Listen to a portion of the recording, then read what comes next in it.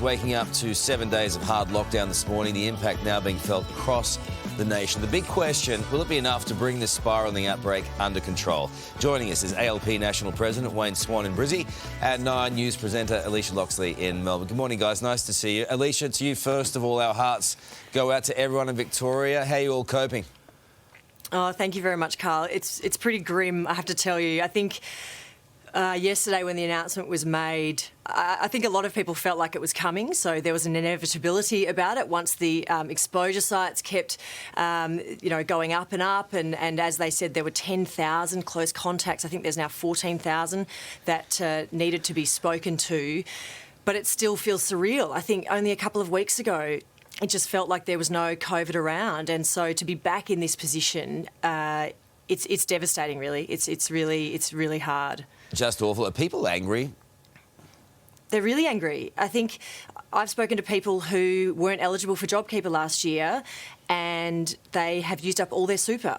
And so, there are lots of people who are going to be okay, but you have to think about those people who really just scraped through last year, and now we have no JobKeeper, no financial assistance. And my question yesterday when the acting Premier James Merlino spoke and said that there will be details coming, and he was pressed on it by journalists about what is the financial assistance going to be. Why wasn't there a package ready to go? We knew that winter was going to be a challenging time and that there was potentially going to be another lockdown. Why did we not have a package ready to announce so that business could feel going into this 7-day lockdown a little bit more confidence? Wayne, I think that's a perfectly legitimate question Alicia's asking. It certainly is. I mean, why haven't we fixed hotel quarantine? Why has the vaccine rollout taken so long? I mean, our hearts go out to Victorians over this. I mean, their sacrifice keeps the rest of us safe. They are paying the price, I think, for the failure to fix hotel quarantine, to set up specialist centres. The Prime Minister sort of dances around the issue and talks like a Teletubby. What we've got to get is some real action so we don't get these major economic and social disasters happening, flowing from failures in hotel quarantine, which is a federal responsibility. Adam Bant yesterday went as far to say that it was Morrison's lockdown. Does that kind of dialogue help? Look, we've had a complacency with this rollout. There's just no question about it. I mean, last year we had over 600 deaths in federally controlled aged care. So, the warning signs have been there. We needed to get this rollout done. Less than 2% of Australians have been fully vaccinated.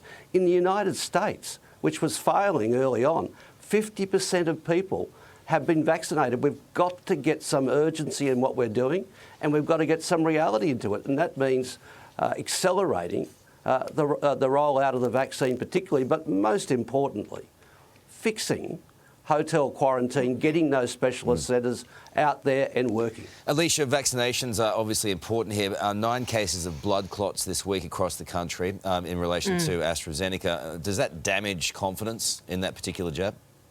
Oh, absolutely. I actually thought the AstraZeneca vaccine was done. When the woman in New South Wales lost her life, I just thought we can't come back from here, that from a publicity point of view, that people aren't going to get it. And I think we have had good numbers in Victoria, but they're not at capacity. And it's interesting, there are still a lot of over 50s, and we've seen some of those who have been infected over the past couple of weeks who are over 50 who were not vaccinated. And there are a lot who are still hesitant about getting AstraZeneca. I think, and the media is being attacked by some for reporting on the blood clots. So there's this sort of balance to strike where we have to report on it, but then it has to be put in context. There's a great meme going around on Instagram saying you're more likely to die at a gender reveal party, and that's true. You're more likely to die every time you get into a car, more likely to die in a plane crash. But there is that risk there, and I think this is the trouble with a new vaccine, right? And there are lots of older people who are hanging out for Pfizer, and that is an unsustainable model. You are such a happy woman. I feel like you're in pain this morning. Like it's tough. You've got Karl, you've got beautiful Archie, Ned, Ada at home. I mean, nothing better than being locked up with all your kids for a week. Oh my God.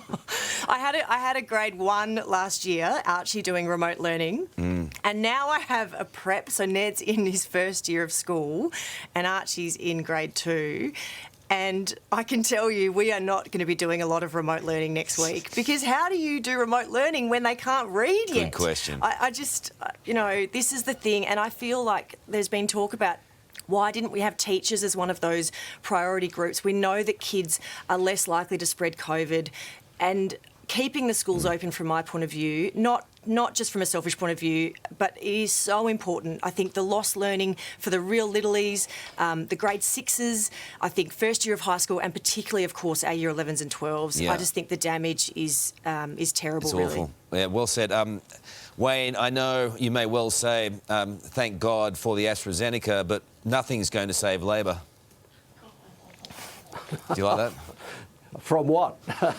From maximum defeat at the next election, the way they're going? Oh, come on.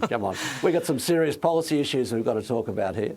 And, I got my vaccine last Monday, so, I think we've got to get more people out there. Swanee with the getting guns out. vaccine. That's Looking right. Very Yeah. fit, mate. I know that it's incredibly important. Do you have any side effects at all? None. Absolutely none, and neither did my wife. I've met some people who have had some slight side effects, but Yeah. the truth is that it is very safe. And I think people will be out there now, given events in Victoria. The only one upside of this is people are going to really go out there now and get this vaccine. They know it's safe. There has been a lot of speculation about adverse effects and so on, but, you're more likely to be in a car accident than you are to have an adverse effect from AZ. We'll leave the Labor woes for another day. I appreciate your time today, Wayne. think we will. And Alicia, take good care of yourself and your family. Thank you, Karl. Lots of love from all of us here. Thank If you. only the Saints could start winning, I'd feel a bit happier. You're having a really bad run.